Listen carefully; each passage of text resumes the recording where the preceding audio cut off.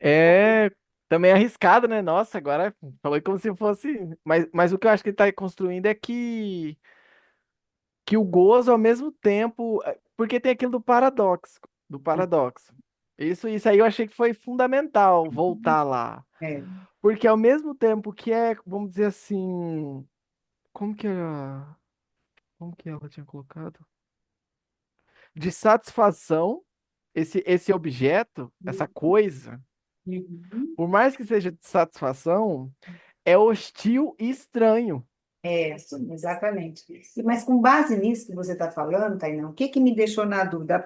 A leitura em si mesmo, não ainda o entendimento. Cheguei lá. Por exemplo, quando ele fala aqui, isso que você falou, eu acho que é o caminho certo, é isso. Paradoxo, então, por isso que eu até convidei a Giovana para voltar hoje. Falei, Giovana, você vem hoje, porque tem dúvida de paradoxo na clínica, tem dúvida de paradoxo na teoria. Tem, né, tem gente falando em paradoxo. Vamos falar mais de paradoxo? Que eu acho interessante. Mas por que que eu Uhum. falei isso? Por conta dessa frase, nessa página que eu falei para vocês. Uma página após essa inicial aqui. Qual é? O amor ao próximo, na seguinte. O item um é no item um, virando a página no livro. Está escrito assim, é, vou lá embaixo, onde você falou do real, cadê?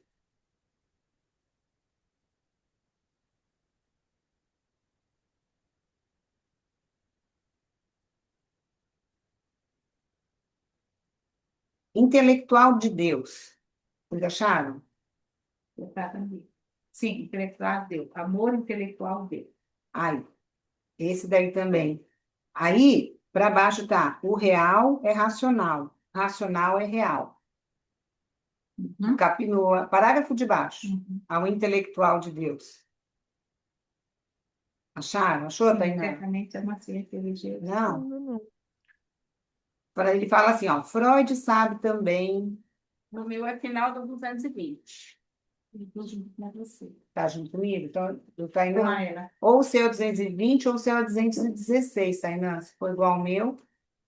É no capítulo do amor ao próximo, É, É a segunda página no nosso. certo? Isso aqui. Como que começa? Gente, desculpa, começa tá. assim, ó. Certamente uma ciência se Ah, sim, ergueu achei. sobre. Desculpa, eu que tava lá na 16. É, Aqui na não, fica 220. certo. Aham. Você estava lá na 200, lá na frente, onde a gente vai continuar a leitura, mas eu fiquei com dúvida aqui. Por isso que eu paguei uma supervisão, que eu falei para as meninas, para isso. Porque eu Eita, estava, falei, como é que eu vou, né, atender? Depois ainda fiz análise.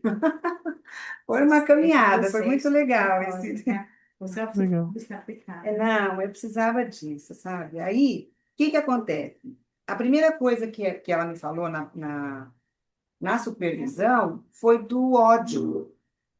Ela falou assim, ó, vou ver se para vocês vai ter sentido, né? Eu perguntei para ela, quando começa o ódio do sujeito, o sujeito da psicanálise, né? Porque aqui está falando tanta coisa de Uhum. morte, um pouquinho antes desse, o real é racional, o racional é real. Então, acima um pouquinho fala de morte, da morte de Deus, mas Deus morrer, aí vem toda aquela parte que eu quero que você fale depois, do monoteísmo, de Moisés. Mas antes disso, eu pensei, o que tem a ver esse amor, assim? O que está falando desse amor? Ela falou, mas como tudo começou? Não foi com ódio? Aí ela falou para mim assim, para Freud, o ódio é o afeto ligado ao desprazer. Não sabe disso. Aí ela falou de 1915, né, que ele está mais próximo da pulsão, naquele onde ele escreve as pulsões e os seus destinos. Por isso tem que dar uma lidinha depois. Eu fui ler. Aí depois ela falou o sujeito usa a pulsão, né, de autoconservação próxima ao ódio como defesa, diante daquilo que ameaça seu bem-estar. Então aqui a gente estava falando, aí para Lacan, né, eu anotei. Para Lacan, o ódio está ligado à constituição do sujeito, em relação ao grande outro. Todos nós sabemos, né, do grande outro, a gente já leu muito aqui no nosso livrinho. O primeiro outro materno em relação à alienação e separação. E o segundo grande outro impõe uma falta, uma castração. Que é isso que a gente está aqui na par falando, né? Logo acima da morte de Deus. Então, esse sentimento de ódio que me deixou assim, sabe? ligada.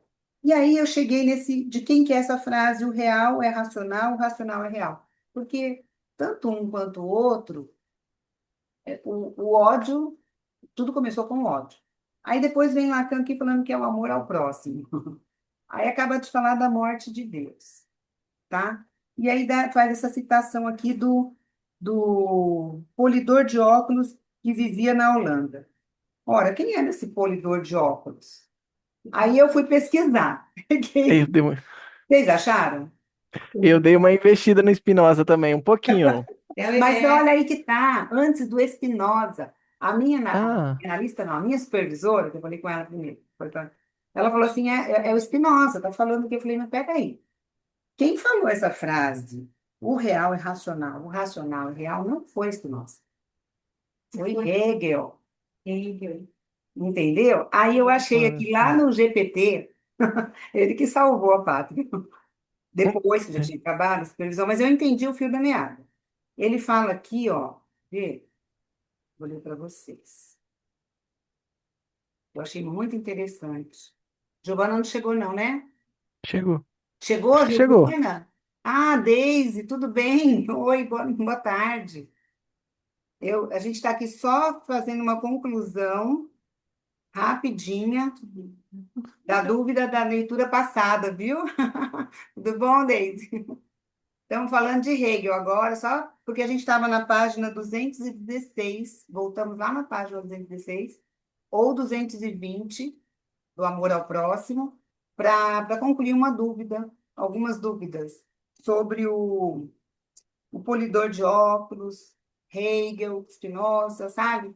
A gente queria entender melhor isso. Eu queria, né? E aí o pessoal está aqui falando que também pesquisou isso. Eu vou achar só uma frase aqui que eu achei bem interessante para a gente concluir, né, Giovana? E depois a gente vai entrar no paradoxo, porque a Maria Bernadette está aqui e a gente quer falar mais dele. Deixa eu ver aqui.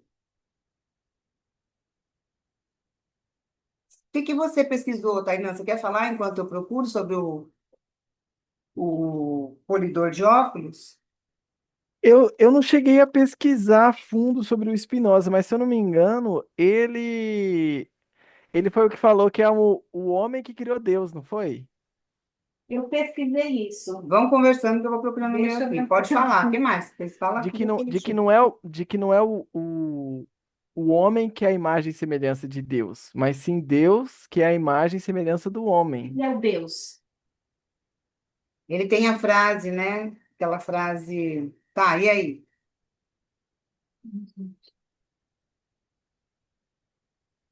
Eu estou tentando achar aqui, mas eu não estou conseguindo. Aqui, ó.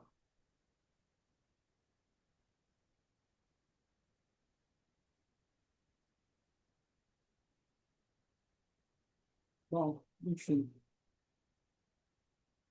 Só colocando, quando eu li esse o real é racional, o real é real, o racional é real, né? Me remeteu, não sei se diz alguma coisa, mas sabe o que me remeteu aqui? Quando Hum. o Lacan vai falar que o único palpável é o real na nossa vida, né? Porque o imaginário está na área da imaginação, né? Da imaginação está no imaginário, né?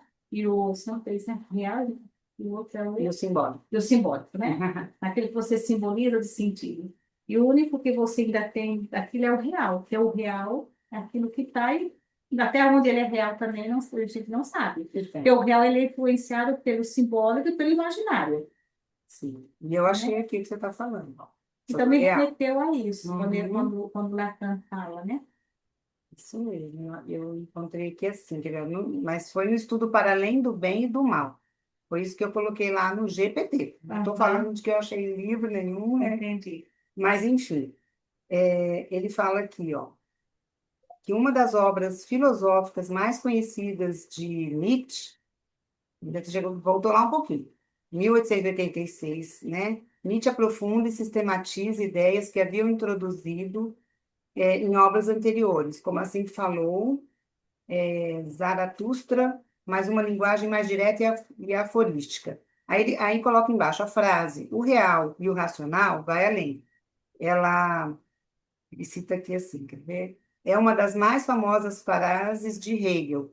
e aparece no Prefácio dos Princípios da Filosofia de Direito, 1820. Por isso que eu tinha lembrado disso.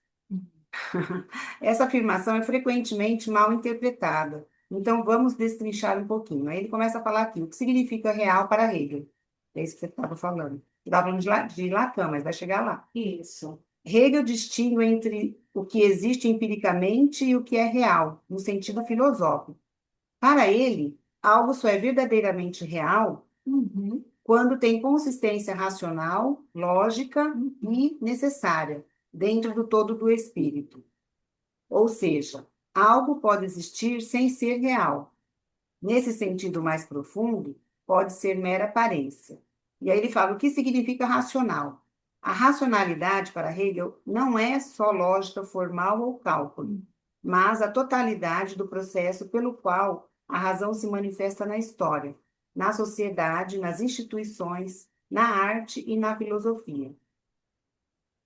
Ele está dizendo que o que é verdadeiramente racional, em sentido filosófico profundo, tem existência no mundo, é real. Real.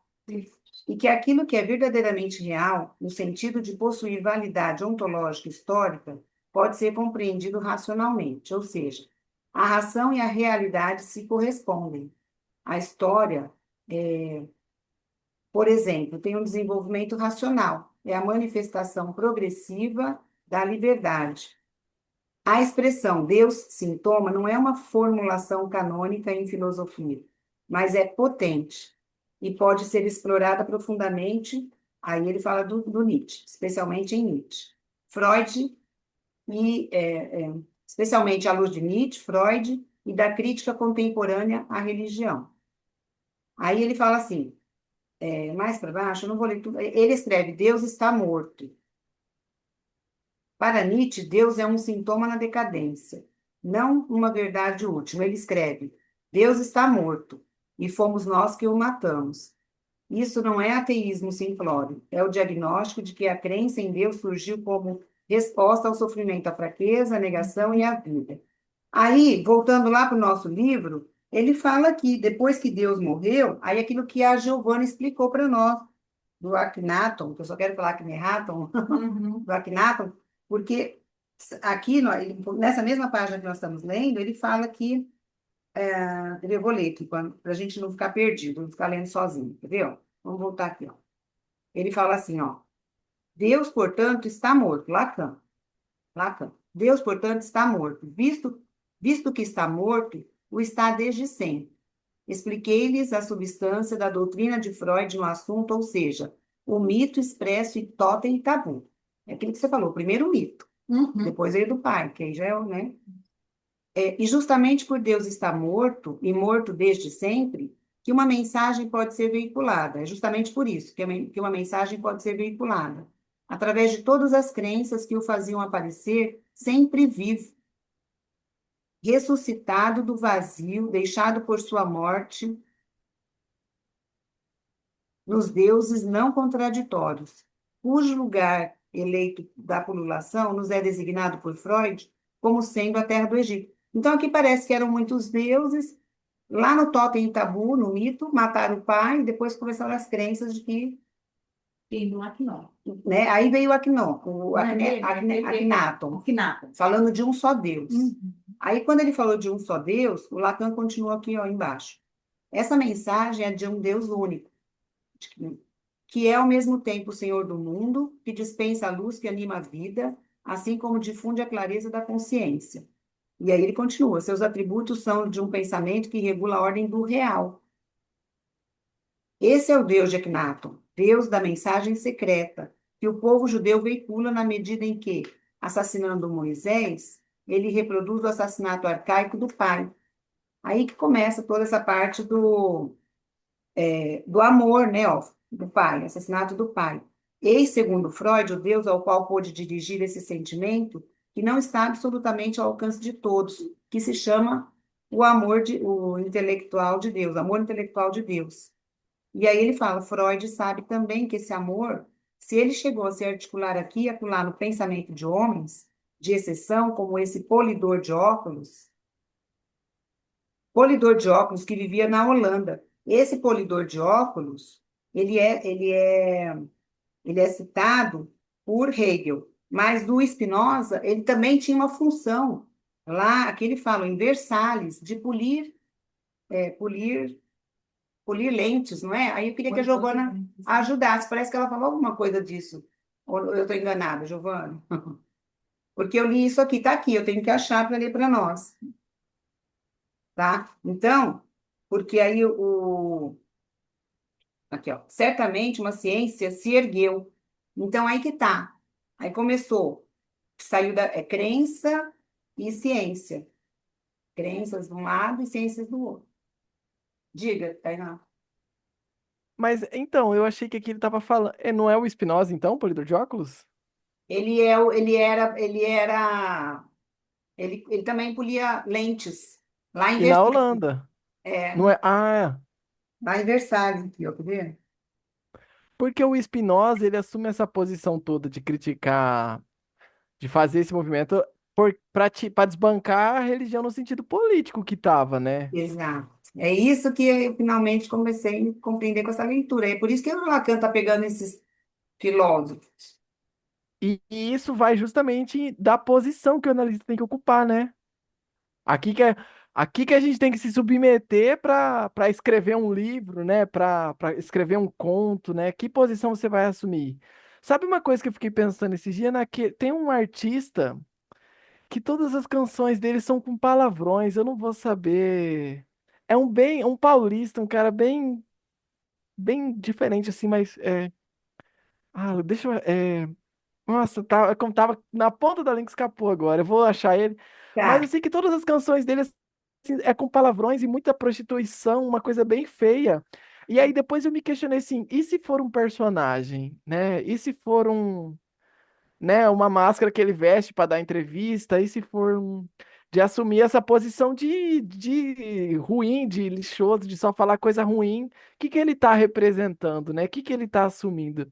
O artista daí, o né? Cai artista. naquilo do Marcelo, né? Cai daquilo.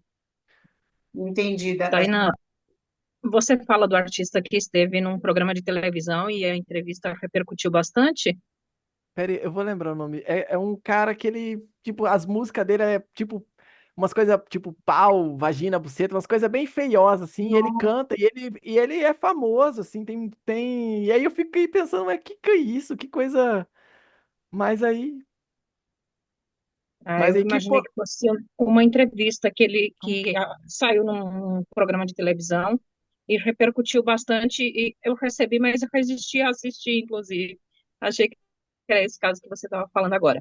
E eu quero fazer uma contribuição. Eu participo de um grupo de leitura da obra de Denise Maurano, e ela tem um volume chamado Elementos da Clínica Psicanalítica, é o volume 2. Ela fala bastante dessa questão do pai, as tragédias que abordam o pai destituído, o pai morto. Ela faz essa busca da derrição do pai. É bem interessante. A gente está na leitura desse volume, eu não vou conseguir contribuir muito ainda, mas vou sugerir para que deem uma olhada nesse volume, que eu acredito que ele seja um complemento bem bacana ao que a gente está lendo aqui no Daisy, pode Seminário postar, Sante. posta lá pra gente no grupo, se for Isso, tá aqui. possível, né? Uhum. Eu vou postar a capa. E tem um Ótimo, tá. capítulo do Luiz Garcia Rosa, do Uhum. Freud e o Inconsciente, que ele faz a relação acho que é do gozo ou do desejo em Hegel, em Uhum. Lacan e em Freud. Ótimo. Eu Muito bom. lembrei desse detalhe agora, sim, e acredito que também vai fazer essa relação com esse trecho aqui.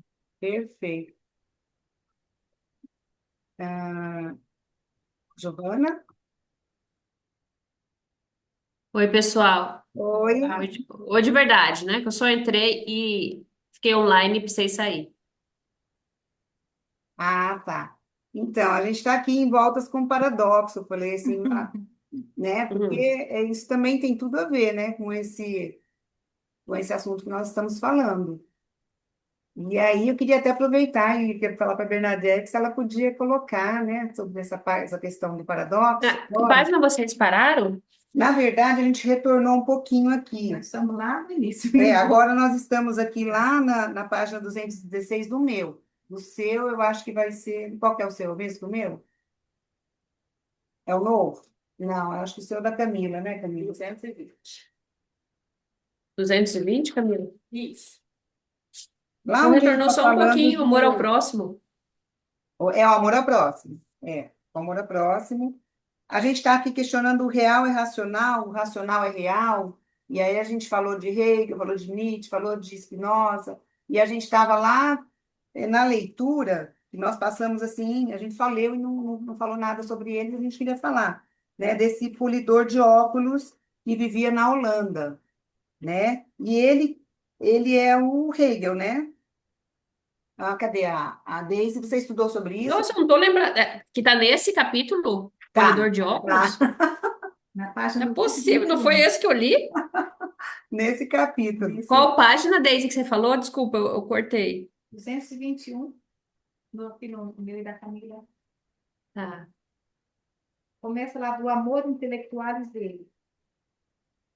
Nós voltamos porque a gente acha importante, fora que tem também, né? O que que é full, o que que é parvo, sabe? A insígnia de bufão, tudo isso eu fui ficando na dúvida, eu falei, não, nós vamos ter que ver um pouquinho mais, porque tem a ver com isso. Eu acho que tem a ver, inclusive, com esse paradoxo do real, como você falou, sabe? A gente está nesse Eu meio. já achei o Amor Intelectualis Dei, mas eu não achei essa Você frase que vocês estão percebe falando. Do óculos, do do óculos. polidor, É? é para baixo um pouquinho, né? Ah, tá. Então é isso. Camila falou que é na Tá, eu tava 220. indo pra cima, deixa eu ir. E aqui que tem o colosso é para cima. Freud Sim, tá bem aqui. também. Ai, lê pra gente, Camila, um pedacinho. Freud sabe também que esse amor se elegeu, opa, se ele chegou a se articular aqui e acolá no pensamento de homens de exceção, como esse polidor de óculos que vivia na Holanda.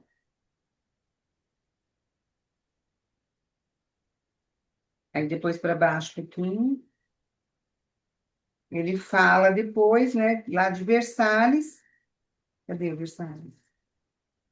Aqui, ó. Que vivia na Holanda. Não tem uma importância tão grande a ponto de ter impedido que se erguesse. Na mesma época, essa Versalhes, cujo estilo prova que o Colosso de Daniel, que a gente leu também, né? De pés de argila, continuava de pé, como ainda está, se bem que 100 vezes desmoronado. E o que eu achei interessante foi o parágrafo próximo. Certamente uma ciência se ergueu sobre a frágil crença. Então, ele está falando que era uma frágil crença. Ciência, né? Se ergueu. Da qual eu falava, que se expressava nos seguintes termos, sempre retomados no horizonte de nossa visada. O real é racional, o racional é real. Só que Lacan não concorda com isso. Então, é disso que ele está falando aqui na frente, onde nós lemos daí para frente. E eu acho que é onde a gente tem dúvida também desse paradoxo lacaniano. Porque, não é? Eu conversei com algumas pessoas, inclusive com a Maria Bernadette, falou desse paradoxo. Como é que funciona esse paradoxo? O que é, né? Como funciona esse paradoxo? Entendeu? Aí eu queria que você falasse um pouquinho para a gente, Giovana, sobre Quem que tinha uma pergunta? Deixa a pessoa a Maria falar. Bernadette. Ela vai Porque fazer a assim, pergunta aqui para você. Giovana, quando eu fiz filosofia, o que eu entendia do paradoxo, né, mas era que o paradoxo é o contraditório daquilo que é, por exemplo, uma verdade que contradiz. Eu tenho aquilo, mas de repente eu descubro também o amor e o ódio, por exemplo, são realidades paradoxais existentes. São duas, como vou dizer para você? É uma energia que traz um conforto e um desconforto, um afeto. Vamos pensar nesse afeto, né? Que é o mesmo, que ele também é um paradoxo, é contraditório em mim. Por exemplo, por que que eu só não amo? Por que eu não só não odeio? Mas eu tanto amo quanto odeio. Então, são as contradições, né, que existem entre, é claro, escuro, né? Então, foi por aí que foi a minha reflexão.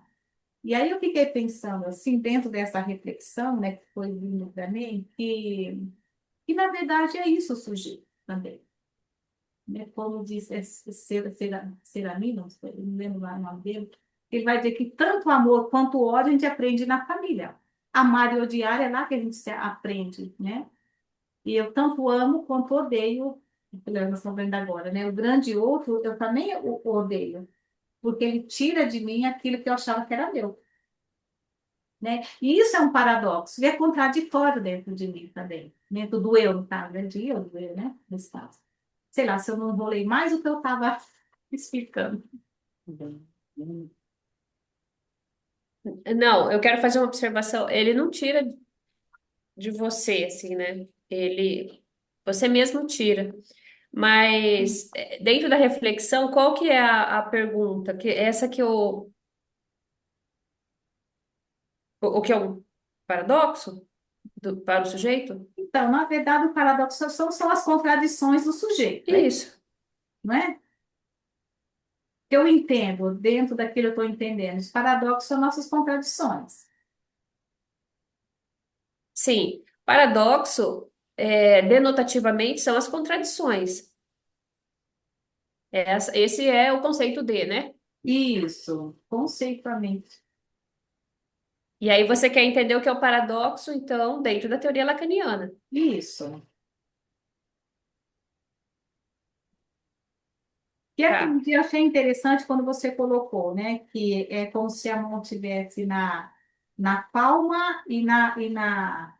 Não sei como se chama da mão, né? Sim, que ela faz isso, né? Na sua apresentação.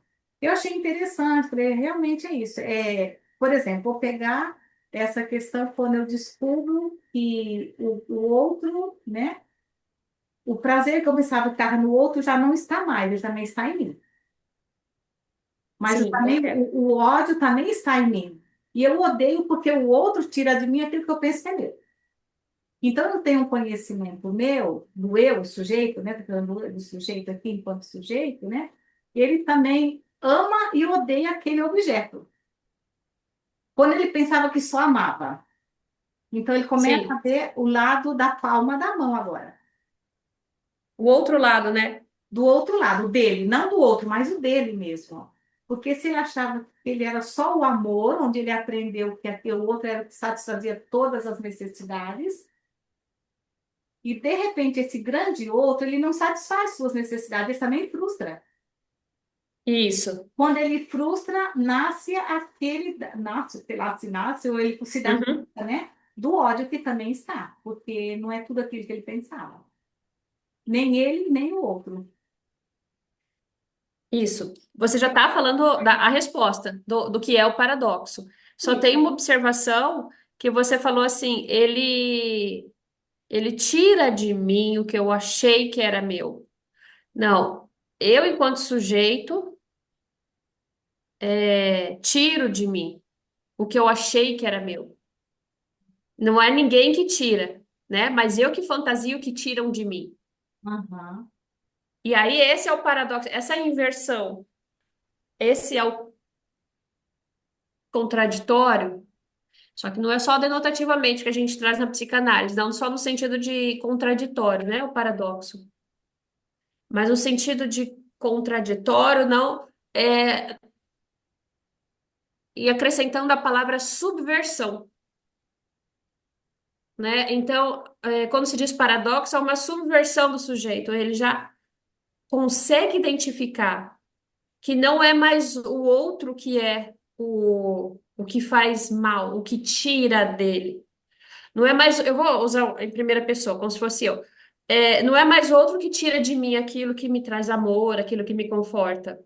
Eu entendo que sequer esse outro tem eu é que atribuir, né, um suposto saber, um suposto poder, um lugar a esse outro, e entendi que ele tirava de mim, mas o quanto eu estou doando, o quanto eu estou permitindo que tirem de mim isto que é amor, ou isto que é ódio, enfim.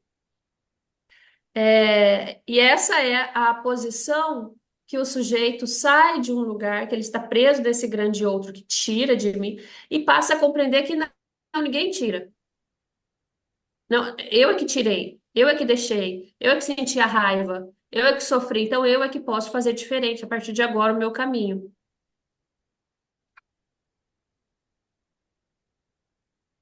Vamos lá, vamos falar mais sobre isso. O silêncio imperou. Isso me preocupa. Ah, também Quando tem. você falou, eu só penso na banda de módulos, não tem jeito. Mas daí eu já saí. Uau, Né? ótimo. Eu acho que hoje, com essa, eu até paguei uma supervisão, eu falei aqui para eles, eu fiz uma supervisão para entender, porque eu não estava entendendo como que eu ia atender com tanta dúvida.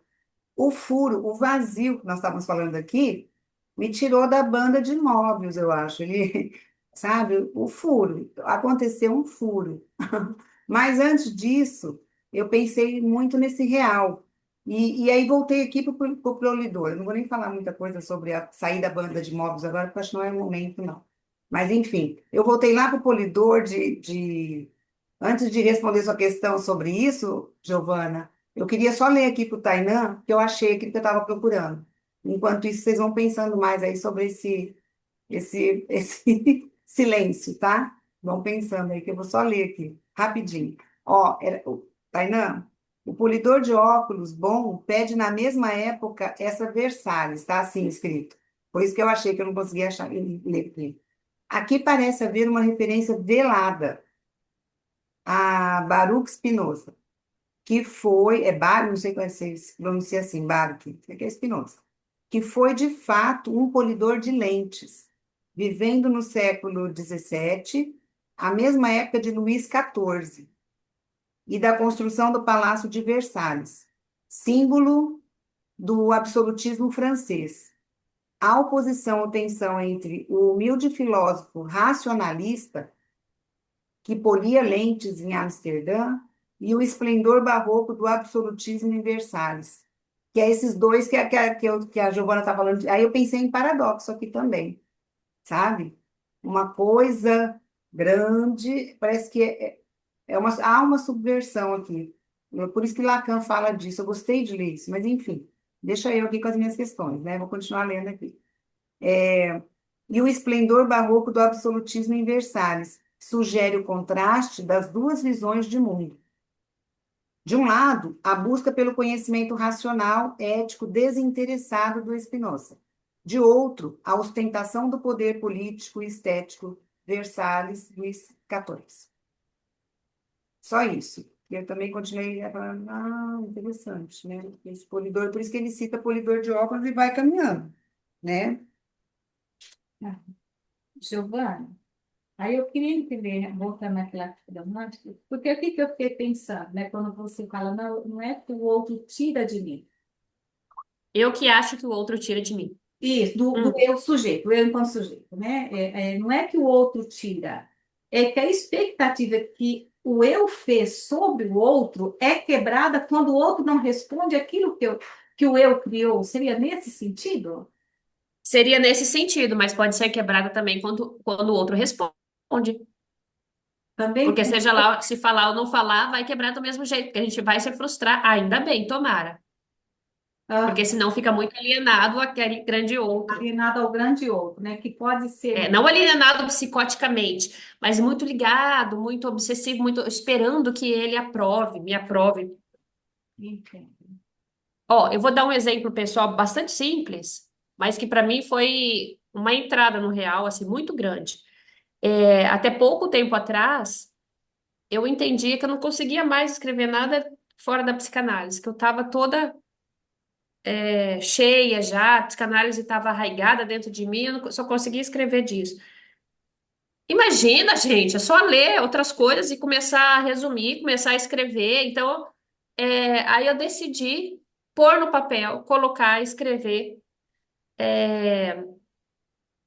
E eu escrevi um conto, e participei de um concurso literário e ganhei. E vai ser publicado em livro, e esse livro vai ser publicado em 9 países. Então, assim, houve uma subversão, porque eu achava que os outros eram muito inteligentes e eu não dava conta. Sabe, quem que é esse outro pai amado? Senão as coisas que estão aqui na minha cabeça.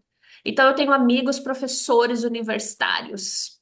Tem professores universitários no fórum, eu acho o máximo. Ainda acho o máximo.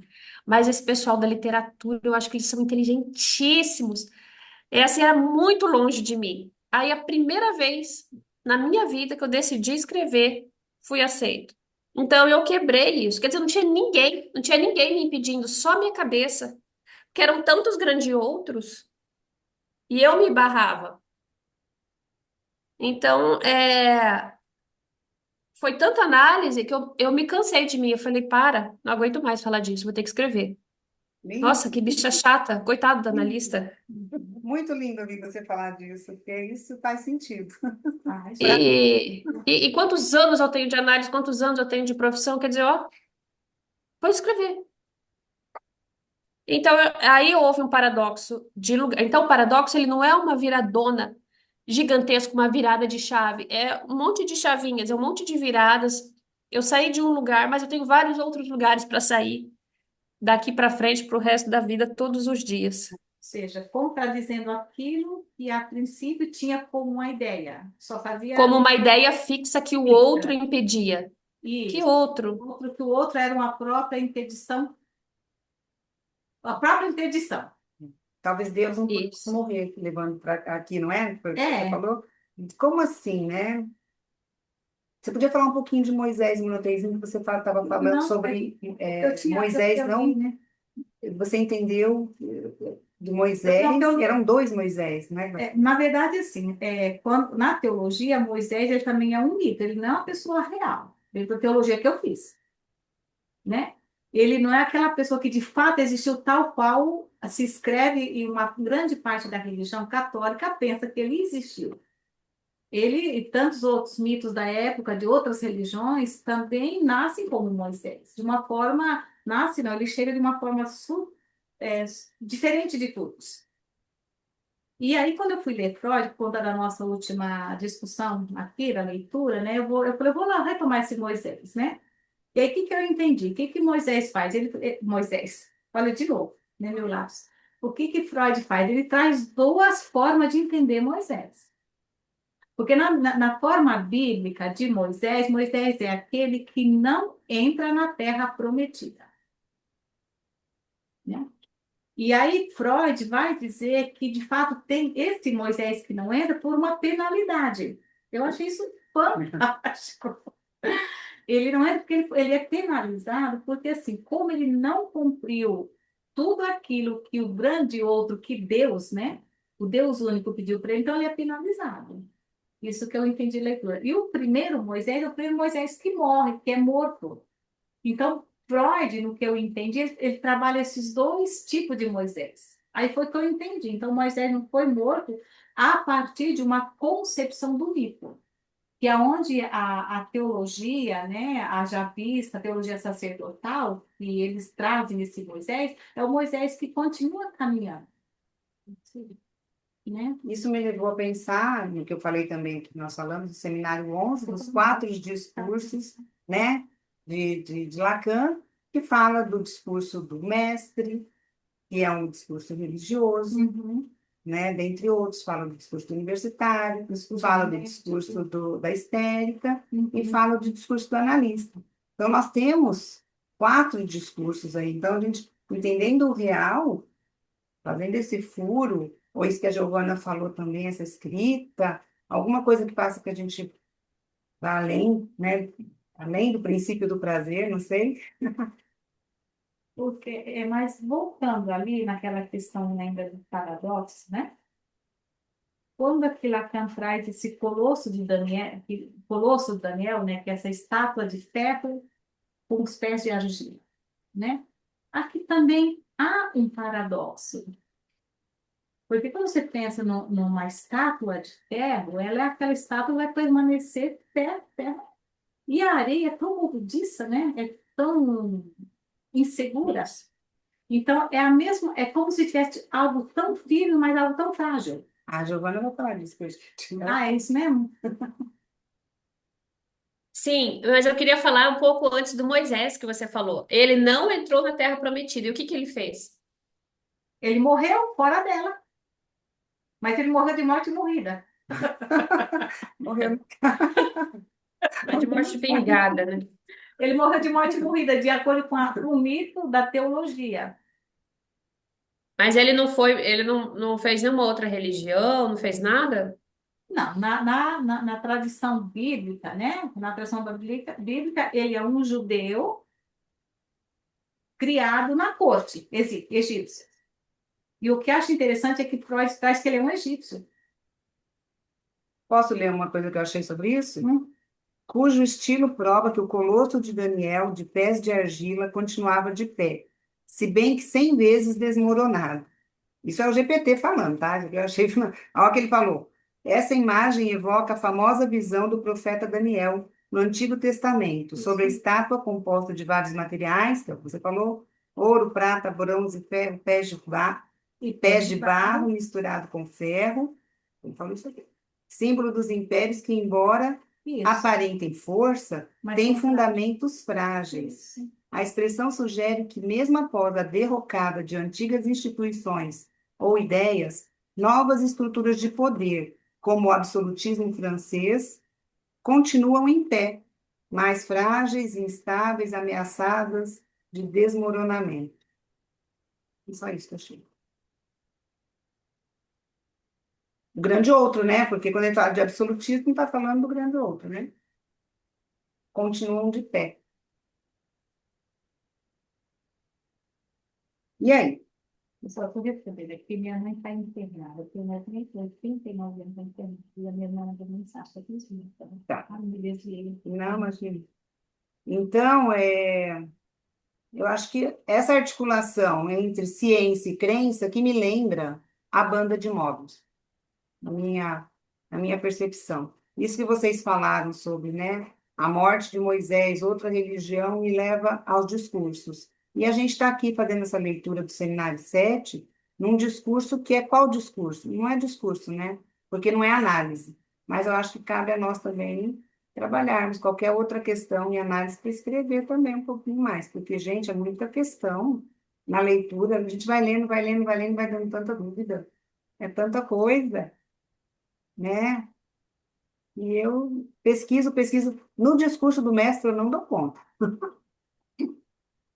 Não sei vocês, né? A Deise falou, né, desses materiais. Eu acho maravilhoso isso, porque a gente vai lá ler e ler mais um pouquinho, Ler outras pessoas que falam a respeito ajuda a gente. ajuda. Só que aí depois parece que você está dando voltas no mesmo lugar. Uhum. Sai de um ponto, volta Pessoal, nele, sai de um ponto, volta nele. Aí eu só não consigo sair dessa banda, se eu vou pensar assim, sabe? esse dia eu tava assistindo o seminário 3 com a Lige, com a Cláudia, e elas estavam falando assim, as psicoses, né? E ela estava falando sobre a posição do analista mediante Oxe, esqueci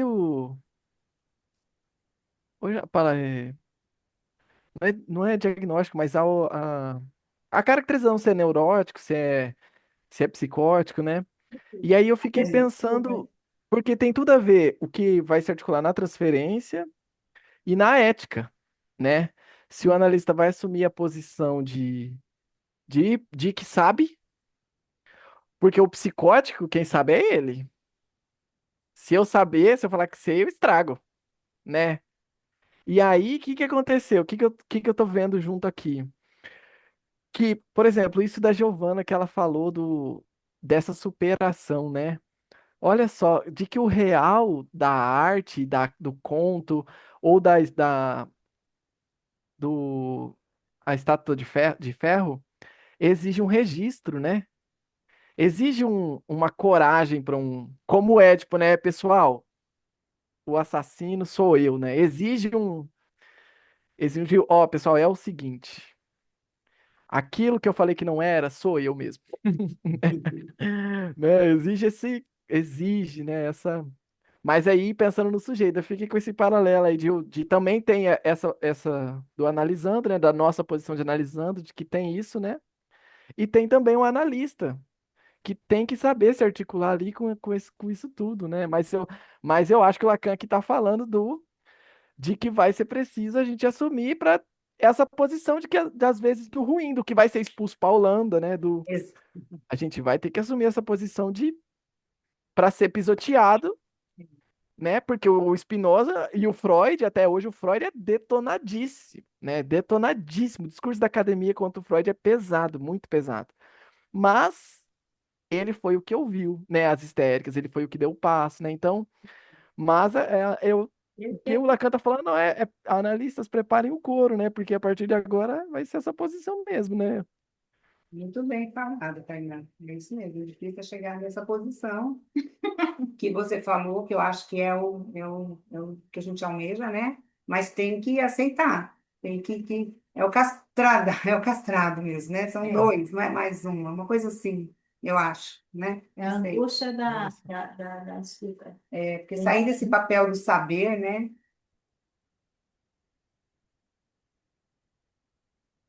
Nesse discurso do Nelson. E aí também, mais para frente um pouquinho, Gislene, vamos falar eu mais um queria, pouquinho? Fala, Ivan. queria falar uma coisa que você disse. A Mariana Bonato do Ágora, ela faz banda de mébios, né? É. Então eu vou pegar a banda dela e falar. Você Ai, falou assim, a gente ótimo. nunca sai do. A gente parece que eu nunca saio da banda, nunca mesmo. Porque quando a gente corta aqui, ó, quando a gente se conseguir cortar essa banda, claro que isso daqui, se for um papel, né? Isso aqui, um fio náutico, mas vamos dizer que a gente está cortando, isso aqui é uma tesoura.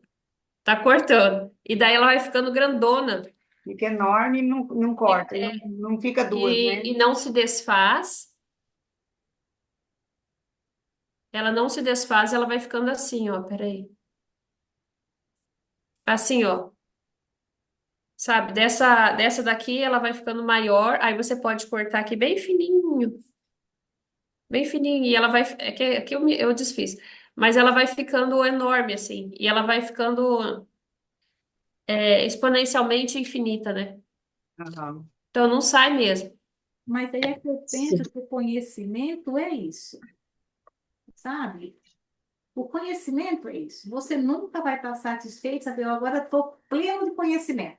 Eu O sempre desejo é isso, né? Não é só na fica parte de desejo, conhecimento, é mas isso a gente mesmo. não chega nisso. Porque quando você entendeu aqui, por exemplo, eu estou me imaginando quando eu fiz a psicologia, na época do espelho.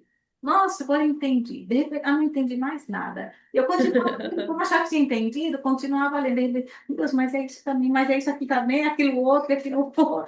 Então, é como se o conhecimento fosse esse desejo, aquele ar de Lacan, sabe? Em que ele vai saltando na minha frente, eu vou buscando ele, Esse real, podemos falar. né? Então, eu nunca, A nunca, Deise, acho que nunca apreendo ele, eu sei. Isso mesmo. né? Então, acho que é uma angústia, Gio- eu digo, uma angústia saudável, Uma angústia É a mola, necessária.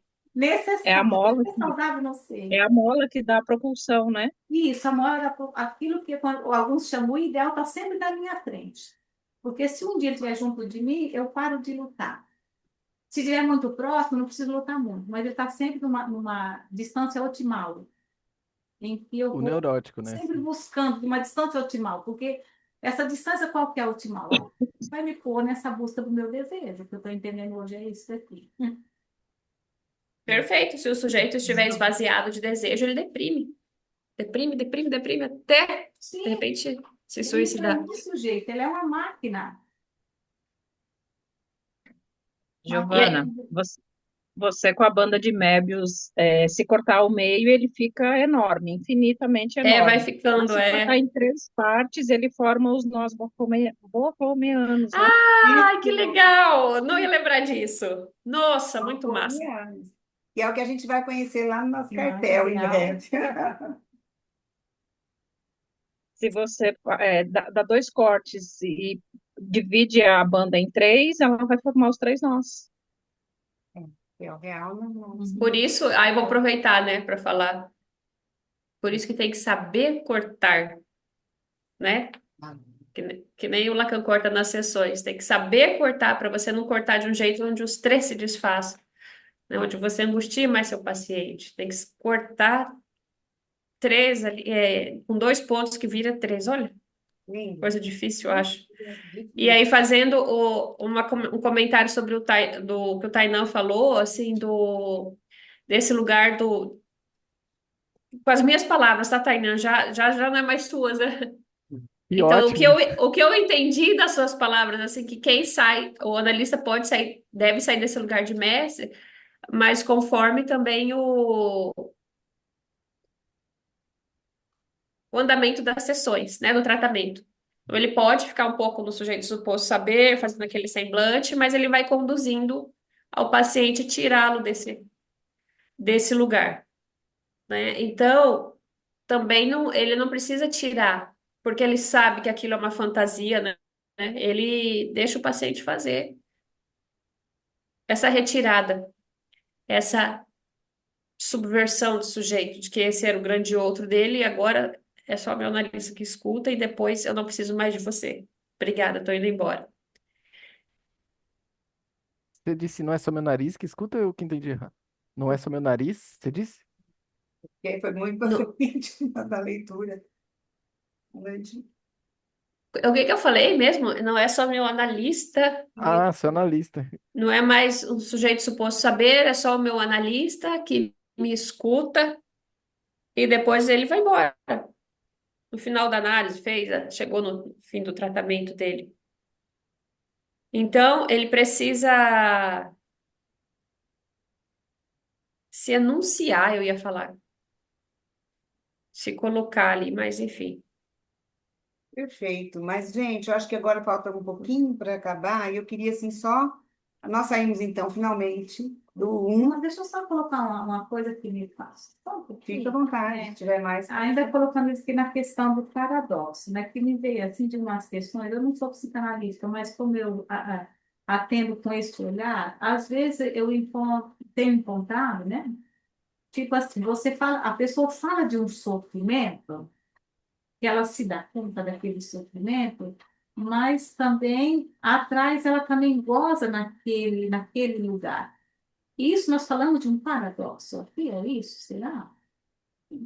Porque assim, é como se ela, assim, ela descobrir que atrás daquilo há um gozo, até como diz um teórico que era, ele escreve na minha psicanálise, que ela se vincula ao sofrimento para poder existir. Ela fala de uma dor, de uma dor, de uma dor, de um pesar, mas é como se ela existisse dentro daquilo. E ela tem um gozo junto com aquilo. Aí tem um paradoxo, ela, é isso aqui que eu estou. Tem um paradoxo, porque aquilo que lhe parece tão confortável não é. É devastador, é um gozo. Mas quando é devastador e é confortável? Mas é, Não, né? a pessoa, se é devastador, não é confortável, né? É devastador, é que a pessoa não conhece o outro caminho, então ela fica presa ali, alienada, Devastador. Alienado. né? Naqueles sintomas e passa muitos anos da vida sendo desse jeito, mas ela pode mudar e descobrir que aquilo não serve mais. Uhum. Sim, sim. Porque é pseudo confortável, Sim, pseudo. porque ela só conhece esse caminho. Então, se jogar no mundo e ir para outros caminhos e é muito difícil porque a gente é melhor às vezes ficar no sofrimento do que no nada. Eu não sei É. o que que vai ser de mim. Por isso, sabe uma coisa que me chama Nossa. atenção, que eu não estudo, mas me chama tanta atenção, são esses imigrantes que a gente vê até no semáforo aqui em Campo Grande, esse pessoal uruguai, fala até espanhol. Gente, eles saíram assim daquele desconforto, vieram pro nada, se jogaram assim na possibilidade de viver. Nossa, eu acho incrível assim, queria poder ler mais, estudar mais sobre isso, Tainã. Tem uma música que fala, hein, Giovana? Tem uma Eu música não tá, chamada Eu qual? Sou. Eu Eu sou, vou sou. mandar. Eu sou. Eu sou. Uhum. Nem é conhecida essa música, De Ah, quem eu que mas é? eu acabei usando ela numa carta que eu usei para entrar no Ágora, né? Ai, que Assim. lindo. De quem que é? Música. Parabéns. Você é do Ágora agora? É. Agora, oficialmente. Seja bem-vindo. Parabéns! Eu sou. Mas eu Pô, vou voltar. Olha só, escrever uma carta. isso Como que é? Eu sou de quem? Eu sou eu de quem? sou, Qual autor que chama é? Grupo Pilares. Ah, Mas eu vou mandar ela lá no nosso grupo Isso. depois. manda. Chama assim, ó, isso que você falou do, o que tá motivando, né? Abraço a morte beijando a vida, onde o nada não existe. Sou o verbo vestindo a carne, onde o bem sempre persiste. Sou a lágrima benfazeja, sou o grito Sou a dor, e para aquele que deseja, me conhece por amor. Que linda! Uau, que Eu legal. quero É ouvir. uma poesia dramática. Linda. E você viu bem aquilo que você falou, né? Como ele fala de uma Mas dor aí, uma coisa.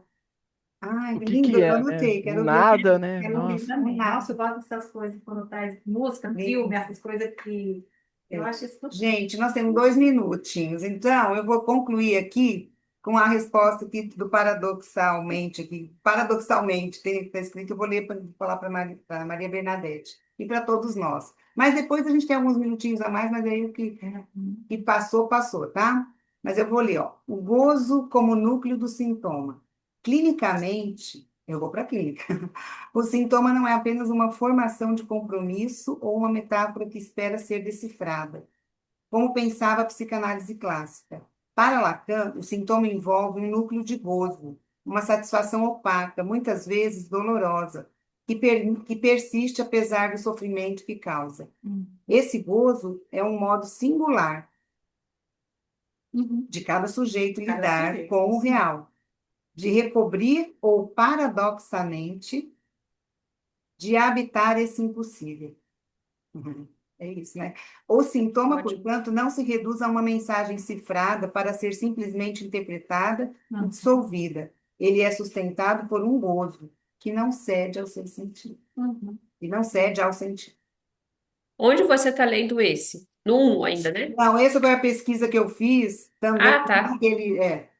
Ele foi ligando uma coisa a outra, eu falei, muito bem, que é isso aqui que a gente quer. Se esse assunto for Exatamente. levantado, eu vou lembrar. Legal. É o que a gente falou num termo mais organizado, né? Excelente fechamento. É, é isso, gente. Mas aí, se quiserem falar mais alguma coisa, senão a gente vai. Achei, eu vou mandar também lá, é tudo do Muito bom. GPT. Ele que foi, então. Mas o GPT é ótimo, ele sai buscando artigos, né? É, Coisas reais. Ele não é. inventou, né? E eu queria também, gente, falar uma coisa aqui de final, já que nós fechamos, né? Mas queria que vocês me falassem se vocês viram aquele caso que teve de um pai que ficou sem, que o corpo foi escondido pelo filho durante 6 meses, pelos dois filhos. Alguém ouviu essa notícia? Não, não. Dia Não. 23 agora, a polícia pegou os filhos que estavam recebendo a aposentadoria, 2 aposentadorias do pai, escondendo o corpo. Quer dizer, o pai estava morto há 6 meses. E o que que é? Que esses sujeitos são, meu Deus? Eu pensei, né? 6 meses escondendo o pai na casa para receber o benefício. Olha só, né? Parece a história do pai morto, estava lendo o livro, eu falei, Nossa, eu já nem vi. né? Vivendo às custas, né? Olha Esse que pai que discurso tá morto, né? capitalista do pai que está morto. Nossa, Gislene, Viu? Eu estudei, falei para vocês que me marcou essa leitura. Depois pesquisem, leiam mais, né? E a gente se encontra, eu acho que na próxima, né? O que você achou, Tainá? que bom que. E Ai, que relação, incrível, gente. associação que ela fez, né? Mas olha, Foi gente, riquíssimo. obrigada, viu? Obrigada, Maria Bernadette, por ter questionado o paradoxo. Obrigada, Giovana, por estar aqui. Deise, e Obrigada a todos por Camila, né? Eu acho que a gente está. É gostoso, está sendo muito bom para mim Muito bom. essa ética, porque Maria, tudo isso fala de ética, né? A Maria Bernadette. Eu ainda estou meio perdida, estou tentando encontrar, você né? quer falar? Eu estou naquele, Naquela banda? naquela banda lá que faz isso, eu acho que entendi, eu não entendi mais nada. Mas é. Não se apresse em Estou entender. nessa banda Sim. também. Mas hoje foi muito bom, porque geralmente a gente caminha, caminha. Hoje a gente parou, olhou pra trás, virou, foi pra frente, foi muito bom Oh, que hoje. Nossa. legal. Que- Ah, foi ótimo. Muito bom. Camilinha, quer falar um pouquinho? Não, hoje eu estou só absorvendo. Então tá, Deise, tudo bem? Vamos concluir? Tudo tranquilo por aqui. É, assim como Ah, Tainá disse que parou, deu uma olhada ao redor, eu tentei olhar do avesso. ah, ótimo. Oh, que legal. Perfeito. O avesso, é isso Muito mesmo. bem. E também tem o lado do avesso. Exato. Então tá bom, gente. Então a gente se encontra aqui no próximo dia aqui. Eu não lembro qual que é o Daqui dia, 15 mas dias, né? daqui 15 dias. Daqui 15 dias, Dia 9. Dia 9 9. de junho. 9 de junho. Então tá bom. Um beijo, obrigada a todos. Tchau, Tchau, tchau. tchau. Tchau, tchau. Obrigada a todos pela partilha do saber. Sem saber. Às vezes a gente Sem fala sem saber, saber sem também, saber, né? sem